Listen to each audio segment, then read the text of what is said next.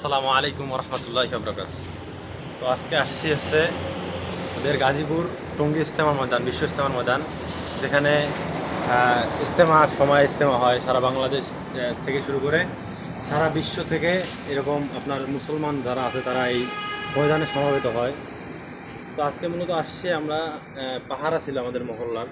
তো যারা এরকম তাবলিগে যাওয়া আসা করেন তারা হয়তো বা জানবেন, আর বাকিরা হয়তো বা জানবেন না যে পাহাড়ের এইরকম শিডিউলটা কেমন থাকে। তো আজকে আমাদের পড়ছিল, আমাদের এখান থেকে মোটামুটি অনেক দূর, 1-1.5 ঘন্টা লাগছে আমাদের আসতে। তো আসার পর আলহামদুলিল্লাহ ভালো লাগতেছে অনেক।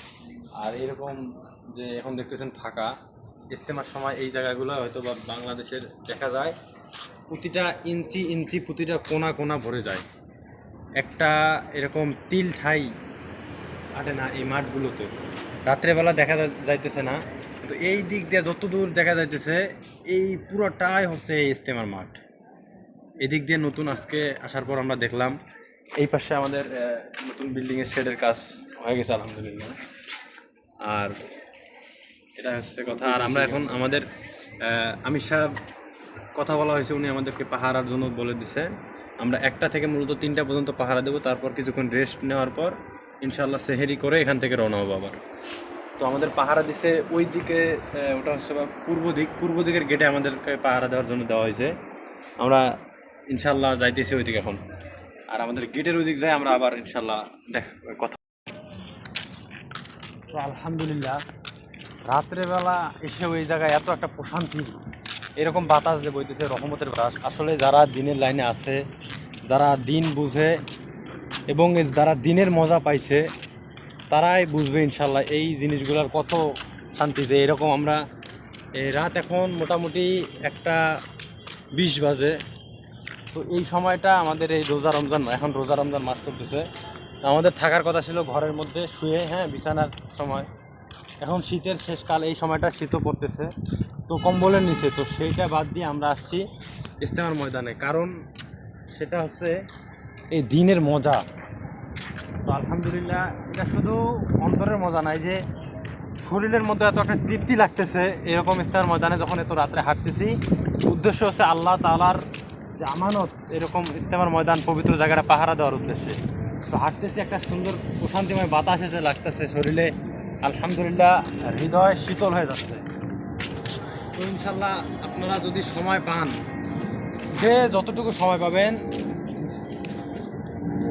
অবসর বের করে ইনশাল্লাহ আল্লাহর রাস্তায় লাগানোর চেষ্টা করবেন, ইনশাল্লাহ অনেক ভালো লাগবে। তো আমাদের এই পাশে হচ্ছে আমাদের পূর্ব গেট, যেটা আমাদের পাহারা দেওয়া হয়েছে।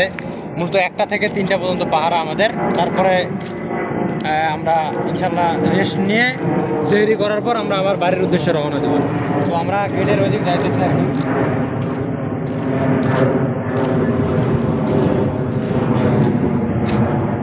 আর যাইতে যাইতে এখান থেকে যেহেতু আমাদের এয়ারপোর্টটা কাছে, কিছুক্ষণ পরেই মাথার উপর দিয়ে প্লেন উড়ে যাইতেছে আর কি।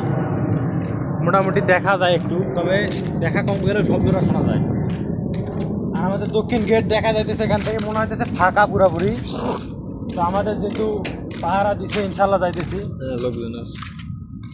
লোকজন আছে না, হোক আল্লাহর দিনে ভাইরা আছে, একসাথে মিলে ইনশাল্লাহ পাহাড়। আর আমরা যে এই জায়গাটায় মূলত পাহাড় দিতেছি, এটা হচ্ছে বিদেশ থেকে, আমাদের বিদেশ থেকে যারা আসে ওনাদের জন্য আর কি এখানে থাকে। ইজতেমার সময় আসলে হয়তো বা দেখা যায় এখানে গরম পানির ব্যবস্থা থাকে, আর এটা পুরাটাই শেড দিয়ে ঢেকে দেওয়া হয়। আর এটার মধ্যে আর কি পুরো ইজতেমার যে সামানগুলো থাকে, ইজতেমার ময়দানে যে সামানগুলো থাকে, টিন থাকে, আবার লোহা যা কিছু থাকে, এটা হলো গোডাউন স্টোর বলা যায় আর কি। এই এরিয়াটাতে এখানে বাউন্ডারি করে দেওয়া আছে। তো এই জায়গাটায় আর কি অনেক আল্লাহর বান্দারা কি এরকম নিতে আসে এগুলো আর কি, কারণ ওনাদের প্রয়োজন হয় তাই নিতে আসে। চুরি বলবো না কি বলবো, এটা আপনারা জানেন। তো ওনারা নিতে আসে ওনাদেরকে, আল্লাহর বান্দাদেরকে ঠেকানোর জন্য আর কি আমাদের পাঠানো এরকম পাহারা দেওয়ার জন্য। এই যে এই পাশে যে দেখা যাইতেছে গোডাউন, এর ভিতরে আছে অনেক বাঁশ এবং টিন রাখা আছে আর কি, অনেক অনেক মজুত করা আছে। তাও যারা ইজতেমা দেখেন, হয়তো বা সবাই বাংলাদেশে এমন মানুষ নাই যে ইজতেমা সম্পর্কে জানে না। ওই সময়টা সব কিছু এরকম ঢেকে ফেলা হয়, এই জিনিসগুলো এখানে স্টোর করা হয়। ঠিক আছে, এই যে আমাদের দক্ষিণ গেট, আমরা পূর্ব গেট এসে গেছি। এই গেটের মধ্যে মূলত আমাদের পাহারা। তো ইনশাল্লাহ পাহারা দেই, দোয়া করেন মাশাআল্লাহ, মৃদু বাতাস বইছে সুন্দর। তো আমাদের জন্য দোয়া করবেন ইনশাল্লাহ, আল্লাহ তাআলা যেন আমাদেরকে দিনের কাজে লাগিয়ে রাখে এবং দিনের সাথে থাকার তৌফিক দান করো। আসসালামু আলাইকুম ওয়া রাহমাতুল্লাহি ওয়া বারাকাতুহু।